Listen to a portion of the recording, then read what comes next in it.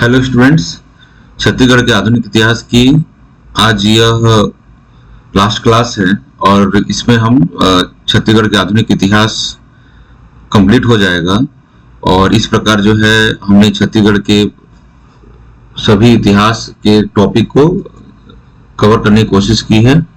ठीक है, तो हम जैसे पहले हम क्लास किए थे छत्तीसगढ़ में, हमने जो क्लास किया था व्यक्तिगत सत्याग्रह तक क्लास हमारा हो चुका था। अब देखिए 1940 के आसपास का टाइम पीरियड आ जाता है। ठीक है, और आपको जैसे पहले बताया हूं कि यह जो समय था द्वितीय विश्व युद्ध का समय था, सेकेंड वर्ल्ड वार चल रहा था। और सेकेंड वर्ल्ड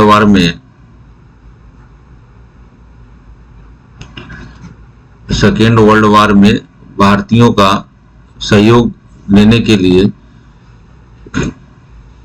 जो है क्रिप्स मिशन भारत भेजा जाता है।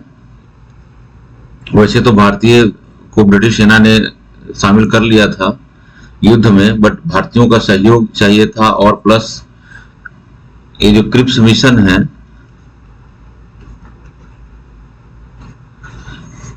बेसिकली जो भारत आया था वह इनके जो फ्रेंडली स्टेट्स थे, मित्र राष्ट्र जो थे, खासकर अमेरिका और रशिया का ब्रिटेन को द्वितीय विश्व युद्ध में बहुत सहायता की जरूरत पड़ रही थी।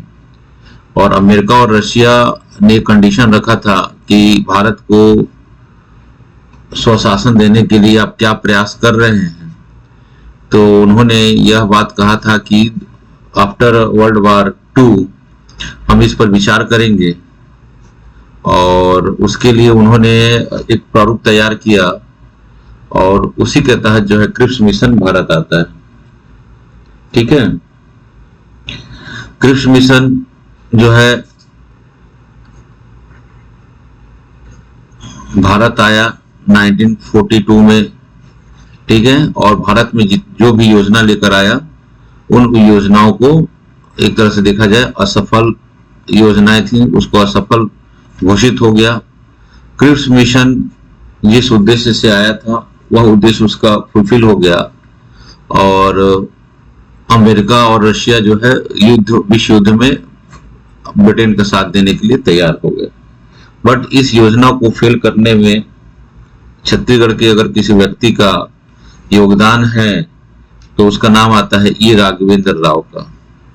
ई राघवेंद्र राय जो हैं वह वायसराय के जो काउंसिल था उसमें जो है गृह रक्षा सचिव के पद पर तैनात थे। मतलब गृह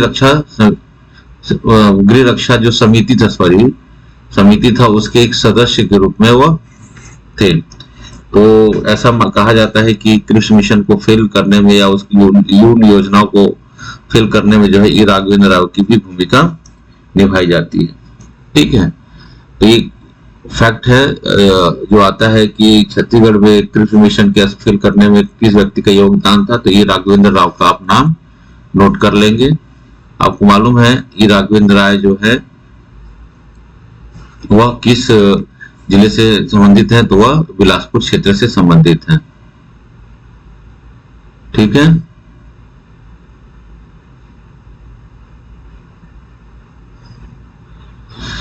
अब देखिएगा कि ये उन दिनों जो है बहुत सारे जो है मतलब देश के जो युवा है जो है वह क्रांतिकारी गतिविधियों से जुड़ रहे थे। क्रांतिकारी गतिविधियां जो हैं इस समय तेज हो चुकी थी। ठीक है, और भगत सिंह, राजगुरु, सुखदेव इत्यादि जो पहले के क्रांतिकारी नेता थे उससे छत्तीसगढ़ के युवा भी प्रभावित थे। ठीक है,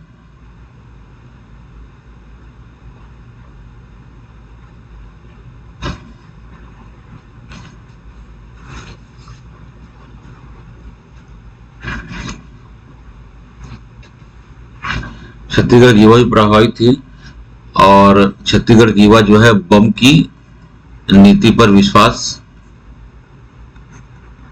उनको था और थ्रेड के माध्यम से ही अंग्रेजों को हम भारत से भगा देंगे, उस नीति के तहत यहाँ की युवा जो है भारी मात्रा में जो है गोला बारूद जो है वह एकत्रित करना प्रारंभ कर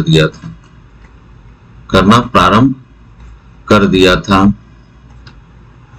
ठीक है, और भारी मात्रा में जो यह जो गोला बारूद था उसको दो ठिकानों पर उन्होंने उसको रखवाया।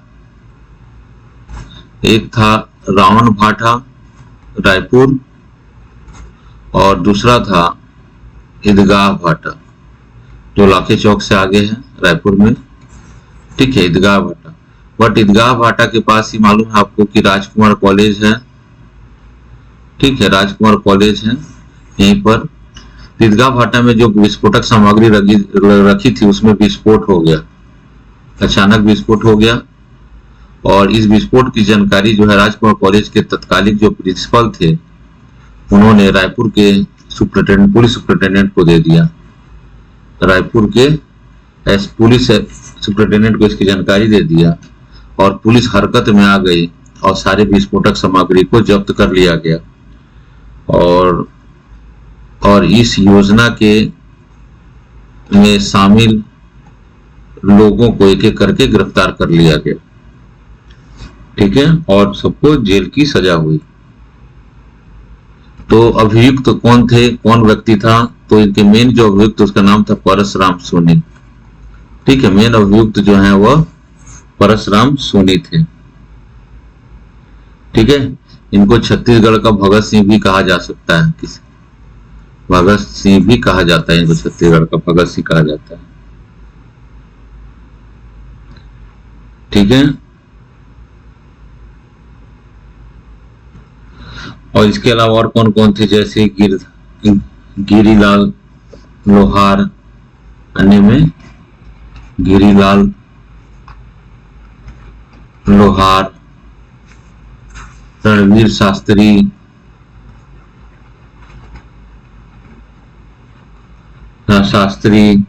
सुधीर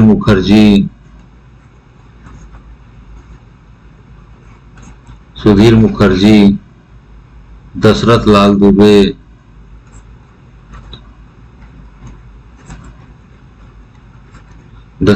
दुबे, प्रेमचंद वासनिक,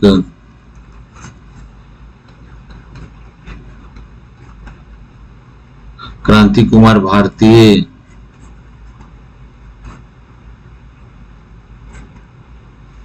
ठीक है, गोवर्धन राम, कुंज बिहारी चौबे,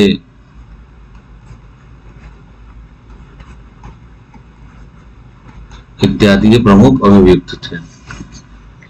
ठीक है, तो इसको बोला जाता है रायपुर कॉन्स्पिरेंसी या रायपुर षड्यंत्र केस के नाम से इसको जाना जाता है।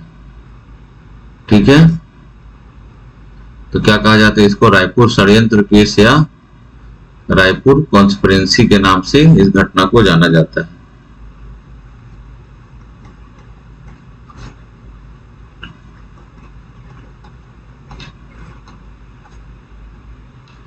ठीक है, 1942 की घटना है।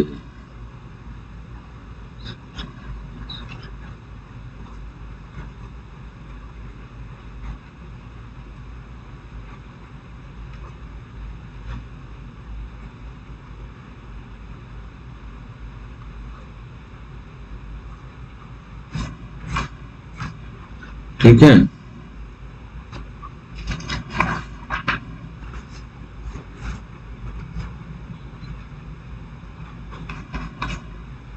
इसी प्रकार एक दूसरा क्विट इंडिया मूवमेंट, जिसको बोलते हैं भारत छोड़ो आंदोलन।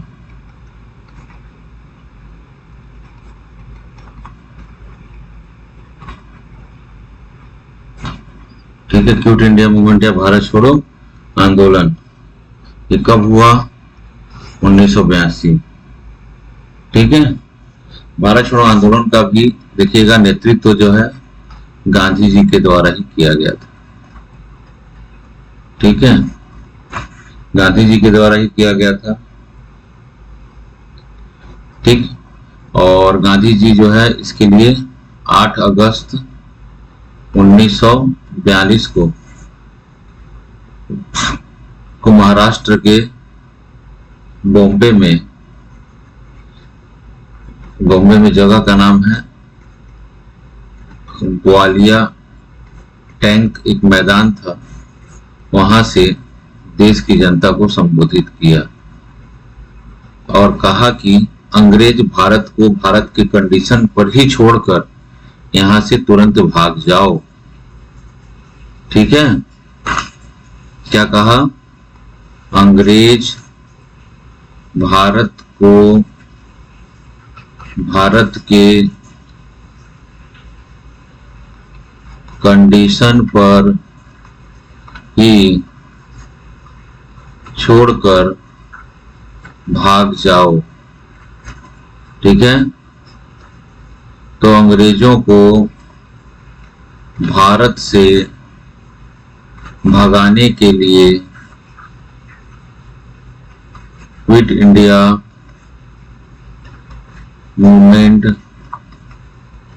प्रारंभ कर दिया गया।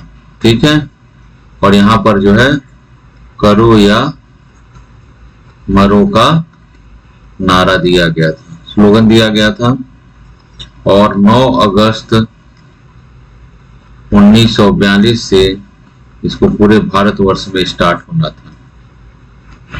ठीक है, इस अधिवेशन में भाग लेने के लिए छत्तीसगढ़ के जो नेता थे वह भी बॉम्बे गए हुए थे। ठीक है, हो गया। ठीक है, लेकिन अंग्रेजों को इस बात की भनक लग गई कि एक बड़ी क्रांति की शुरुआत किया जा रहा है। ठीक है, तो छत्तीसगढ़ के जो नेता थे वो बॉम्बे से छत्तीसगढ़ आ रहे थे, तो रास्ते में एक मलकानपुर जगह आता है। ठीक है, वहां पे उन सभी को गिरफ्तार कर लिया गया। छत्तीसगढ़ के नेता जो है बॉम्बे से जो वापस आ रहे थे उन सभी को कहां? मलकानपुर में गिरफ्तार कर लिया गया। ठीक है, तो कौन कौन से नेता थे कुछ का नाम बता देता हूं, जैसे पंडित रविशंकर शुक्ला, ठीक है, घनश्याम सिंह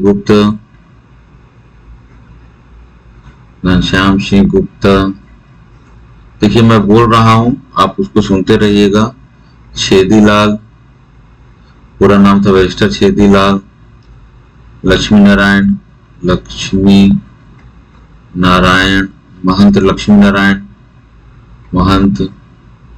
ठीक है, यतियतन लाल,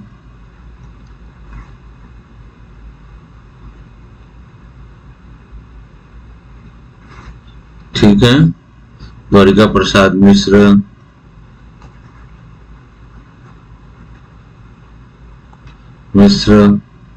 बहुत सारे नेता थे जिनमें खूबचंद बघेल भी थे।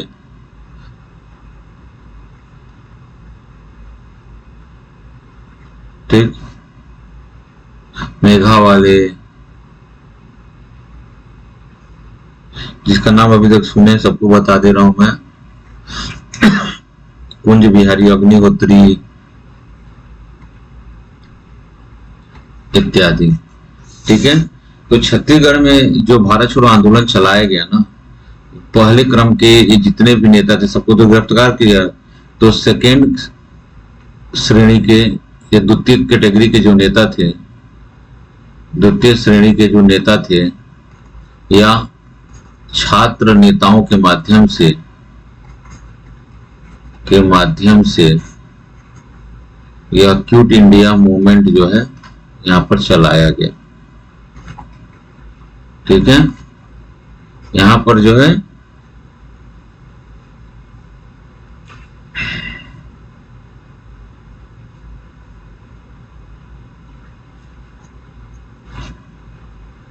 जो योजना थी, जितने भी यातायात एवं संचार के जो साधन थे सबको क्रांतिकारियों ने क्या कर दिया? बाधित कर दिया, उखाड़ दिया, ठीक है, पुल इत्यादि को ढा दिया, रेलवे पुल, रेलवे पटरियों को क्या कर दिया, पुल इत्यादि को ढा दिया, गिरा दिया, ठीक है, रेल की पटरी को उखाड़ दिए,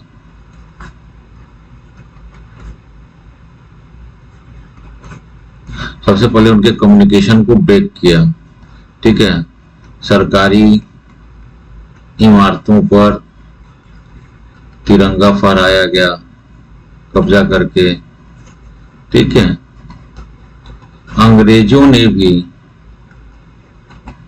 दमन की नीति का पालन किया एवं क्रांतिकारियों को गिरफ्तार कर जेल में भरने लगे, क्रांतिकारियों को गिरफ्तार कर जेल में भरने लगे और यह आंदोलन जो है चलता रहा, ठीक है।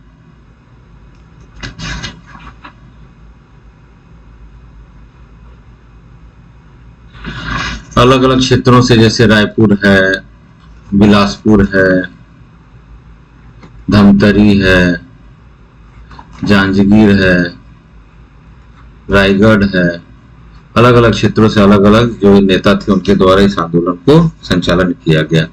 जैसे रायपुर से जैसे नेता थे, जैसे त्रेतानाथ तिवारी,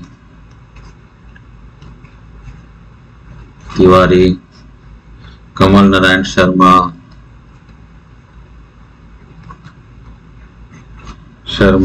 नरवीर सिंह शास्त्री बाद में रविशंकर विश्वविद्यालय के कुलपति बने हैं, जयनारायण पांडे, रायपुर गवर्नमेंट स्कूल का नाम इन्हीं पे है, भगवती चरण शुक्ला, ठीक है, ऐसे बहुत सारे नेता थे यहाँ पर, ठीक है।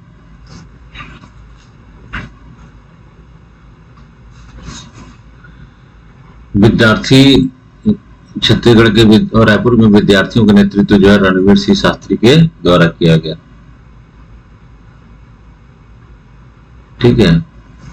बिलासपुर से जो नेतृत्व कर रहे हैं उसमें नाम आता है हर नारायण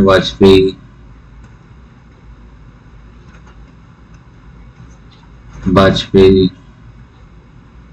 ठीक है, यदुनंदन प्रसाद श्रीवास्तव,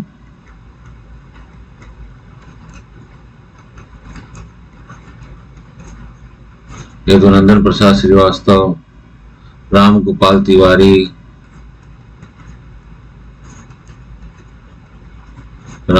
तिवारी, गणेश प्रसाद इत्यादि, ठीक है।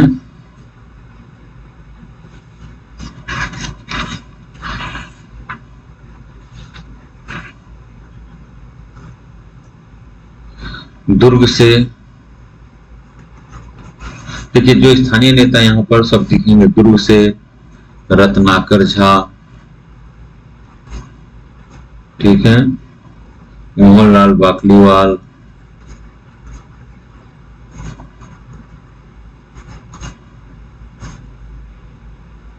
लक्ष्मण सिंह देशमुख,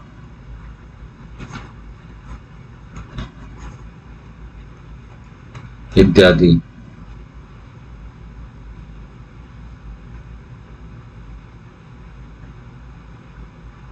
दुर्ग से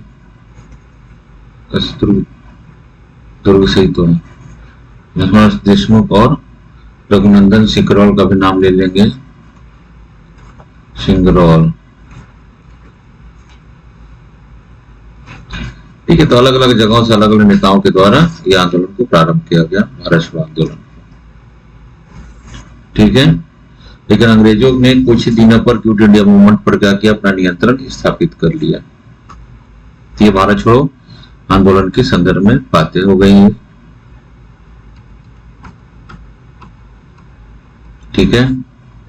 अब देखिएगा बहुत सारे क्रांतिकारी नेताओं को गिरफ्तार कर जेल में डाल दिया गया था तो रायपुर जेल में बहुत सारे क्रांतिकारी नेताओं को गिरफ्तार कर जेल में अंग्रेजों ने डाल दिया था, जेल में डाल दिया था। ठीक है, तो इन नेताओं को वो जेल से निकालने के लिए जेल की दीवार को डायनामाइट लगाकर उड़ाने की एक योजना थी,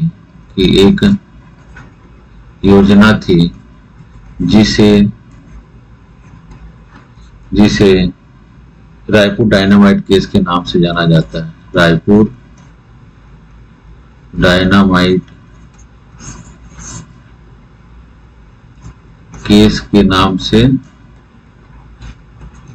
जाना जाता है। रायपुर डायनामाइट केस के नाम से जिसे जाना जाता है। ठीक है, तो रायपुर डायनामाइट क्या है? तो रायपुर जेल में क्रांतिकारी और राजनेता जो गिरफ्तार थे, तो उनको जेल से रिहा कराने के लिए, जेल से छुड़ाने के लिए जेल की दीवार को डायनामाइट से उड़ाने के लिए एक योजना बनाई गई थी यहाँ के युवाओं के द्वारा या क्रांतिकारियों के द्वारा, जिसे रायपुर क्या कहा जाता है? डायनामाइट केस के नाम से जाना जाता है। ठीक है,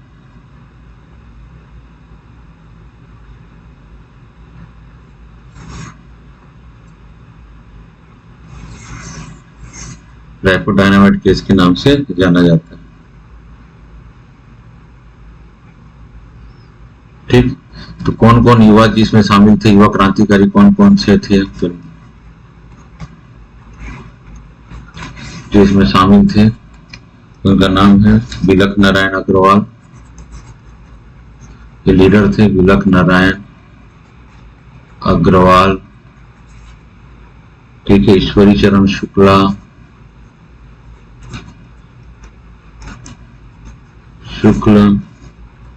जय नारायण पांडे,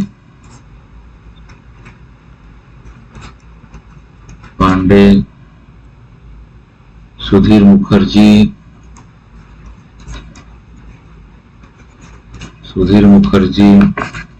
नारायण दास राठौर,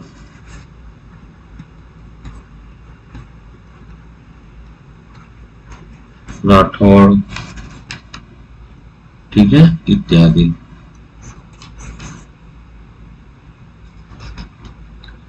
जिसको रायपुर षड्यंत्र केस, डायनामाइट केस के नाम से इसे जाना जाता है। ठीक है,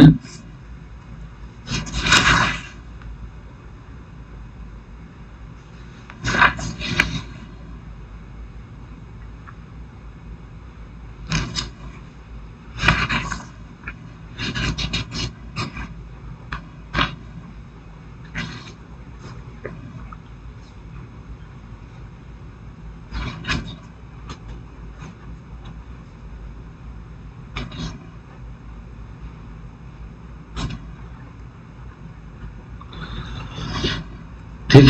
अब देखिएगा 1945 में विश्व युद्ध समाप्त हो गया।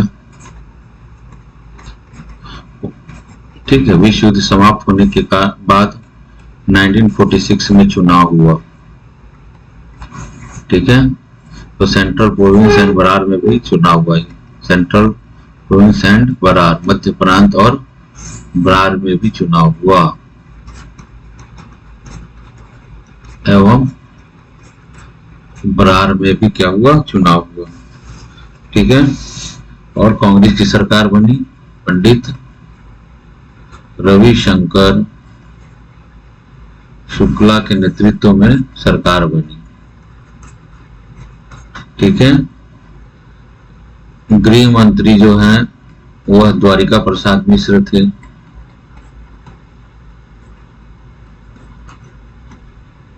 मिश्र गृह मंत्री थे। विधानसभा के अध्यक्ष, स्पीकर जो हैं, विधानसभा अध्यक्ष मतलब स्पीकर जो है वह घनश्याम सिंह गुप्ता को बनाया गया। घनश्याम सिंह गुप्ता को बनाया गया। ठीक है। संसदीय सचिव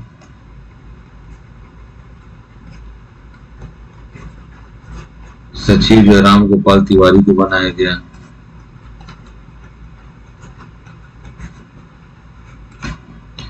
ठीक है।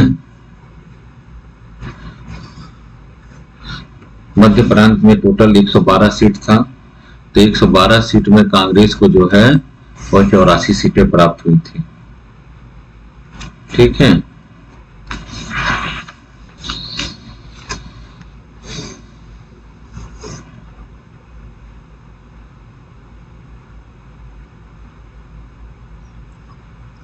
अब देखिए कैबिनेट मिशन भारत आता है 1946 में, और निर्णय होता है कि भारत का संविधान जो है भारतीयों के द्वारा ही बनाया जाएगा। का संविधान जो है भारतीयों के द्वारा ही बनाया जाएगा।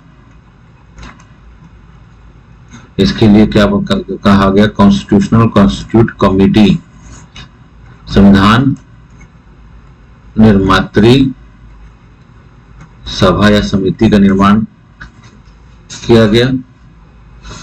ठीक है।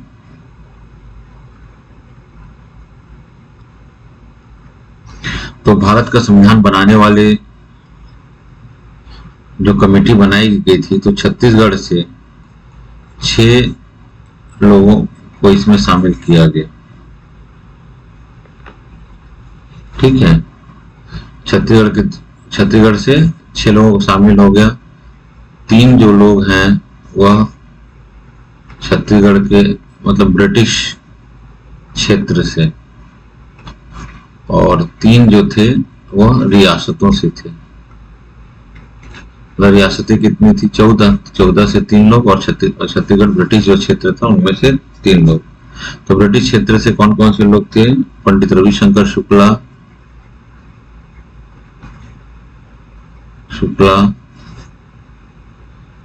छेदीलाल और घनश्याम सिंह गुप्ता।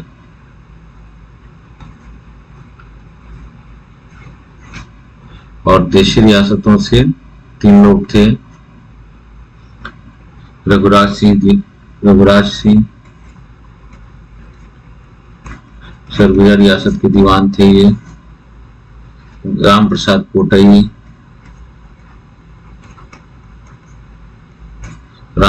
कोटई जो है कांकेर रियासत से थे ये। तीसरा जो थे वह किशोरी मोहन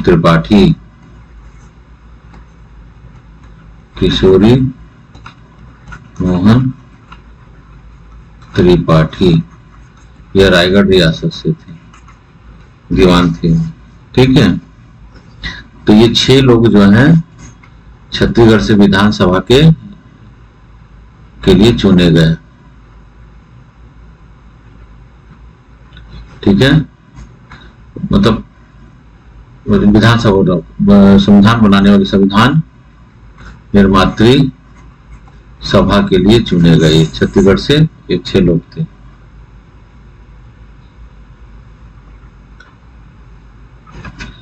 ठीक। अंग्रेजों ने 15 अगस्त 1947 को भारत को आजाद कर दिया।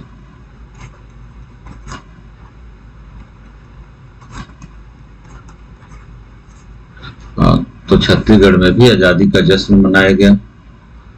ठीक है। पंडित रविशंकर शुक्ल चूंकि मध्य प्रांत के यह मुख्यमंत्री थे, सीएम थे, इन्होंने नागपुर के सीतावर्डी फोर्ट में तिरंगा झंडा फहराया।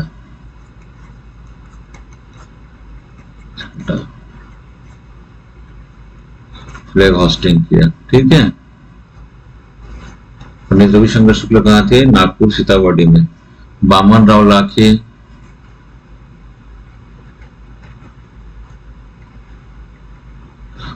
राव लाखे जो है गांधी चौक रायपुर में।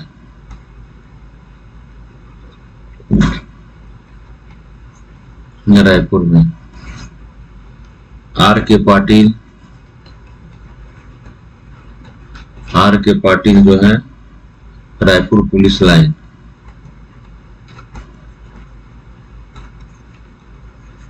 रायपुर पुलिस लाइन, ठीक है। घनश्याम सिंह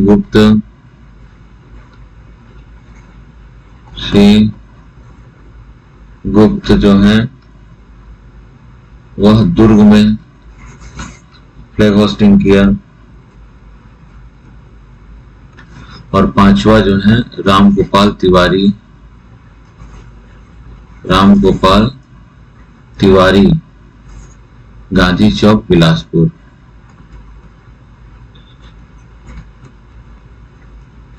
गांधी चौक बिलासपुर में फ्लैग होस्टिंग किया, झंडा फहराने का काम किया, ठीक है।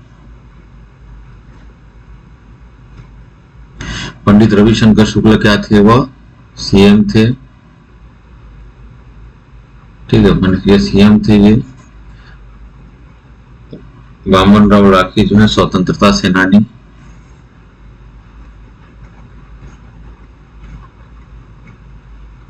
फ्रीडम फाइटर थे, स्वतंत्रता सेनानी थे ये, ठीक। आर के पाटिल जो है खाद्य मंत्री थे, ठीक है। फूड एंड सप्लाई मिनिस्टर थे। घनश्याम सिंह गुप्त जो है वह आपको सबको मालूम है, यह स्पीकर थे, विधानसभा अध्यक्ष थे। और रामगोपाल तिवारी जो है वो संसदीय सचिव थे, ठीक है। तो इन्होंने फ्लैग होस्टिंग किया।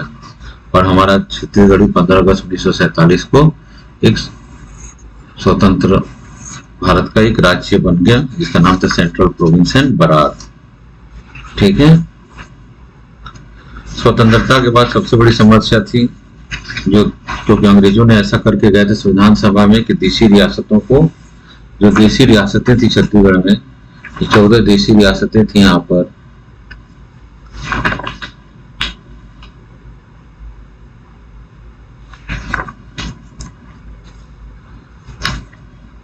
देशी रियासतों को यह अधिकार था कि वह या तो स्वतंत्र रहें या तो भारत में शामिल हों या पाकिस्तान से, उनके ऊपर स्वतंत्रता थी। तो देशी रियासतों को भारतीय संघ में संविलयन कराने का काम सबसे महत्वपूर्ण काम था, ठीक है।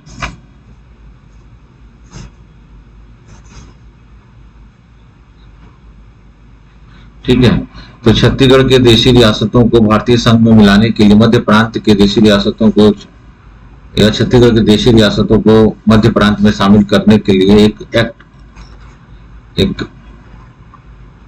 एक्ट बनाया गया या एक काउंसिल्स बनाई गई, जिसका नाम था councils of action in Chhattisgarh state. और छत्तीसगढ़ के देशी रियासतों को भारतीय संघ में संविलयन कराने के लिए एक काउंसिल बनाया गया था, ठीक है। इसकी स्थापना 1946 में की गई थी, देशी रियासतों को शामिल कराने के लिए। इसके अध्यक्ष जो हैं और ठाकुर प्यारे लाल को बनाया गया था। किसको बनाया गया था? ठाकुर प्यारे लाल को इसका बनाया गया था,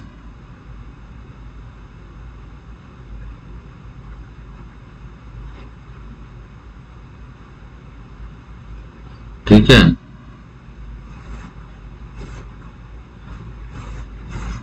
ठाकुर प्यारेलाल को इसको बनाया गया था अध्यक्षता में,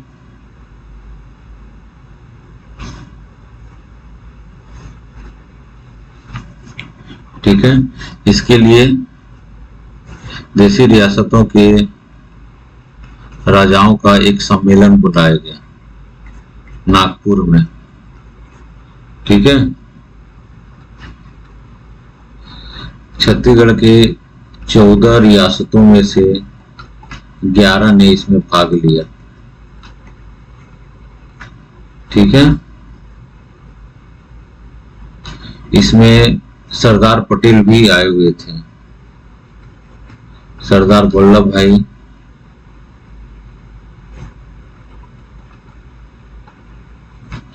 पटेल भी इसमें शामिल थे।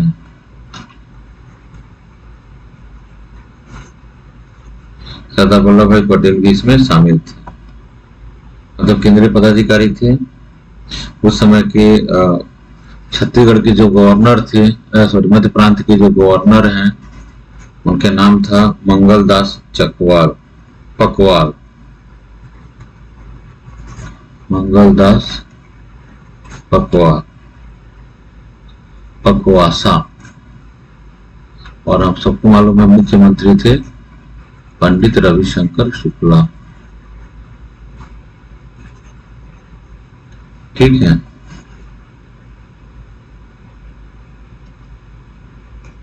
एक जनवरी 1948 तक छत्तीसगढ़ के देशी रियासतों को प्रीवी काउंसिल्स का या छत्तीसगढ़ के स्टेट्स का भारतीय संघ में विलय हो गया। ठीक है, तो ये फैक्ट है, इसको पढ़ लीजिएगा।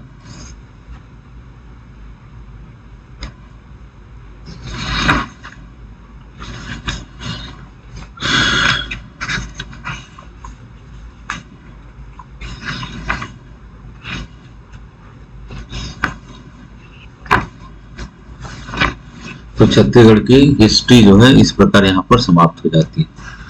तो छत्तीसगढ़ के इतिहास की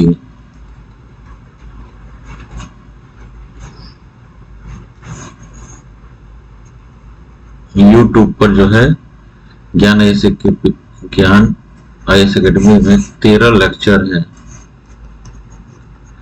जिसमें आपका सभी इतिहास, सभी पूरा कंप्लीट इतिहास मतलब कंप्लीट हिस्ट्री जो है ऊपर लेकर कंप्लीट हो जाता है। ठीक है, तो क्लास को लेकर जो भी आपकी क्वेरी हो, जानकारी लेना चाहते हैं, ठीक है, तो आप इस नंबर पर व्हाट्सएप कर सकते हैं, कॉल कर सकते हैं, मैसेज कर सकते हैं। ठीक है,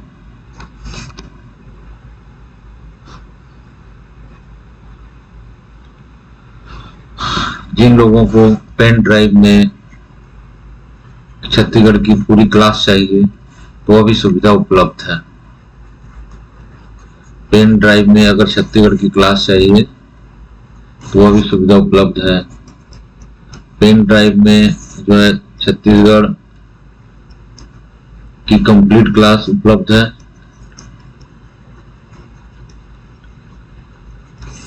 क्लास अवेलेबल है।